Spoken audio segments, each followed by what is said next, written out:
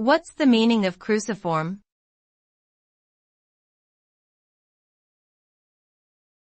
Cruciform.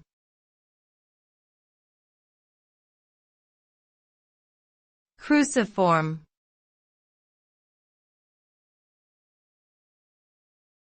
Cruciform.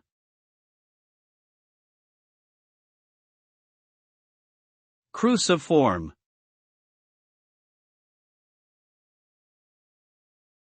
Cruciform refers to a shape that resembles a cross. It is derived from the Latin word crux, which means cross. A cruciform object has four arms or limbs that extend from a central point, creating a symmetrical shape that resembles a cross. This term has been used in various fields, including art, architecture, and biology, to describe objects that have a similar shape. The cruciform shape is often associated with Christianity, as it represents the cross upon which Jesus Christ was crucified according to Christian tradition.